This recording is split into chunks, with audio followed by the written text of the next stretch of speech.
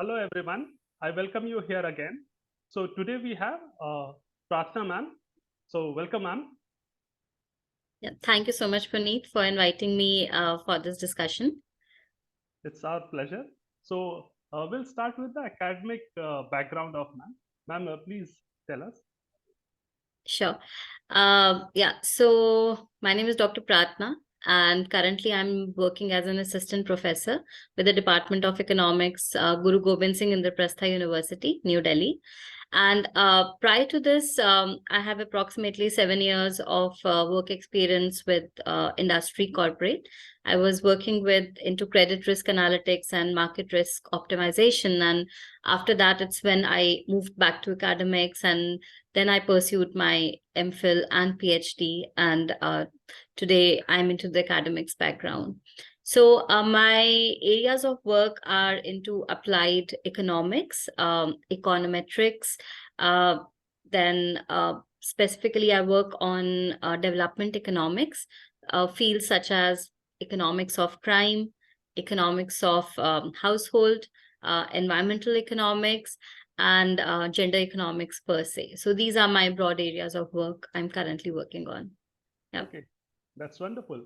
So ma'am has already completed her PhD journey. So we want to know something about your personal experiences. How are the things? Let's say somebody is doing a PhD currently. So what are the things a current scholar should, uh, keep in mind? Want to share Sure. anything? Definitely. I mean, PhD journey itself is an experience in itself. So it teaches you a lot, not just on the academic front, but also on the personal front, on how to manage your time, how to discipline yourself. So, particularly for me, as I mentioned, that it was after 7 years of corporate experience that I had entered into the academics. And once I entered academics, I realized that it's important to complete your PhD if you want to have a good career in the academics. Now, the thing is that most of us, we know that the seats for PhD, they are very limited. And once you get through a good institute, you should make the most of it. So PhD is nothing like you could give it a second chance. There are a lot of reasons behind that, because one is that once you enroll into PhD and you are through 1 year or 2 years, you've already invested a lot of your time there. And you've not only invested in your academics in PhD, but also you've invested a lot in the relationship that you build with your supervisor. So, my first advice would be that once you enroll into a PhD, enroll with the motive that you have to complete it and complete it in a stipulated time frame. If you talk about the experiences in PhD, initially things are tough because you are coping up with the environment, you are coping up with the expectations, and especially when you enter from masters to PhD, because a lot of masters courses, they do not expose you a lot to the research environment. What are the expectations from a research? So that poses a lot of challenge, because initial 1 year or so is something that you're just trying to get a hang of what exactly you need to do, what should be your research topic, how to finalize your research topic, what techniques you should be applying, whether you are approaching in the right direction or not. And time just flies in PhD, right? Because there's no one sneaking on your head whether you are working or whether you are not working. The stakes are very, very low for your supervisor. I mean, the only stakeholder, I must say, in this case is you. So you have to take the entire onus of your work, and then you have to start planning the how you would need to complete your PhD in a stipulated time frame. As I mentioned, there are highs and lows in PhD. We all go through. Uh, there are definitely times, and I don't think so there's any person who's done PhD and has not had tears at some point in time. But those things, they only make you strong, and those things, they only teach you that how I mean, how much effort it takes and how much it counts for all the efforts that you've put so far. So there's no quit. That's what the first thing I would like to say. There's no quit when you enter PhD. Complete it on time and move ahead. So these are few things I thought I would like to share. And if you have any questions, Puneet. Okay, thank you, ma'am. Very well said. So these days, a lot of conferences and lot of scholars are aiming to publish their research work in journals. So would you like to share your thought about conferences and paper publishing?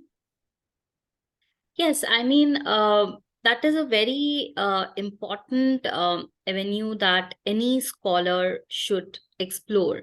The reason is that one is publication, other is conferences. So I'll firstly talk about the conferences, right?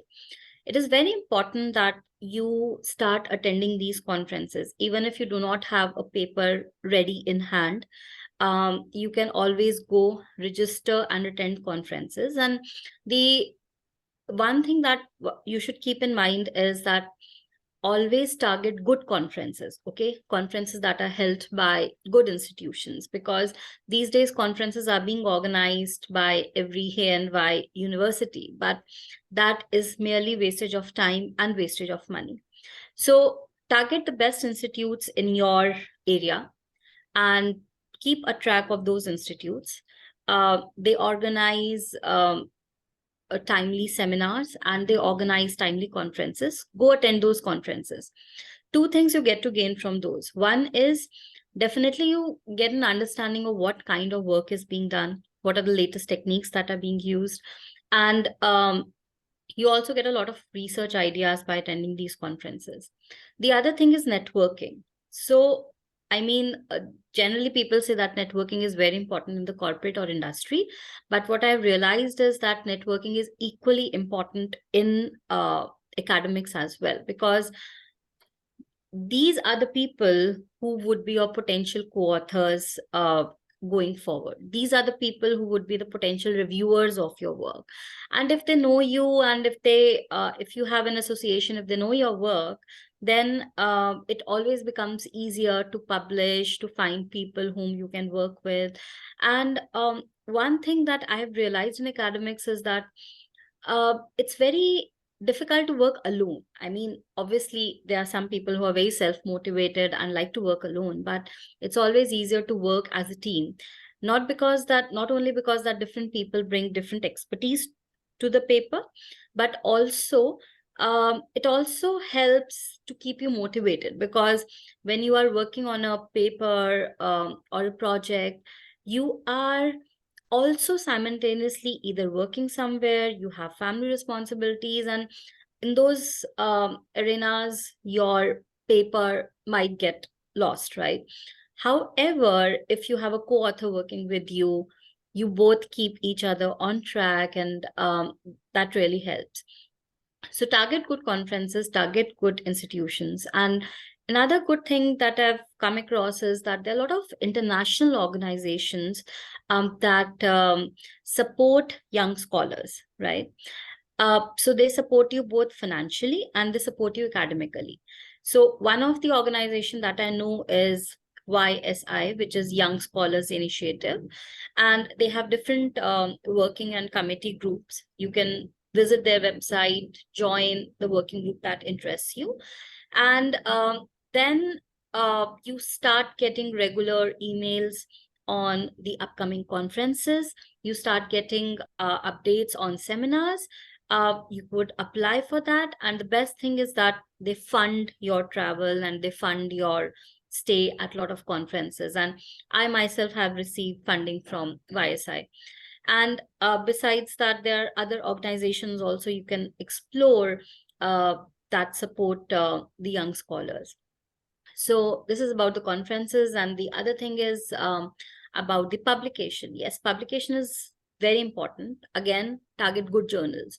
There are lots of predatory journals, not only just national but international also, that charge you very high fee, and they tell you that we'll publish within a month or so.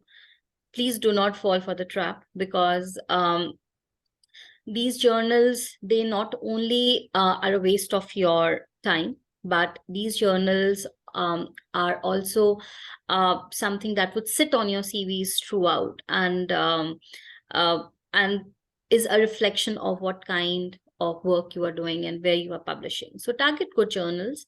And during your PhD, you should have one job market paper. So in a PhD, we have like 3 papers that we are writing, but one of them should be a job market paper, which you should really put your efforts on. And this is the paper where you could, in every interview, you could discuss about this paper, you could talk about the work that you've done. And this is the paper that you should target to at least category A or category B journal. So this is how you should be planning your publication going ahead. So thank you Yep. so much, ma'am. It was quite informative. So thank you so much. So is there anything else you want to share with all the viewers?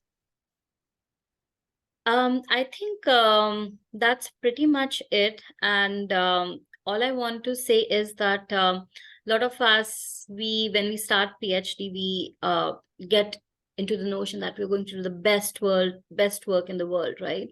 But please take your PhD as a PhD, right? PhD is a degree. Complete it in 4 years. I'm not saying that do not put in efforts or do undervalued work. No, your work should be original. Your work should contribute to the literature. But what I'm trying to say is that you have lots and lots of time after you complete your PhD to keep on improvising the work you've done, and to making it better, right? What you need is do whatever is required to complete your PhD and move out in 4 years, because it's a degree that you've to earn, right?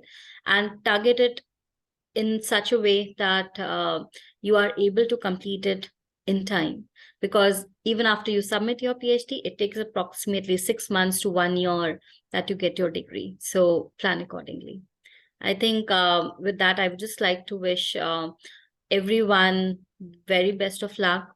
And I would like to say that academics has a lot of opportunities. So please explore and get associated with the best networks. Go on Twitter, LinkedIn, get connected with the people who matter in your field and start following them. So networking is the key to making things work in academics as well. Yeah. And with this, I think I would like to close. Yeah. So thank you so much, ma'am, for sharing your time and experience with all of us. So thank you so much. Thanks, Puneet, for the invite. Yeah.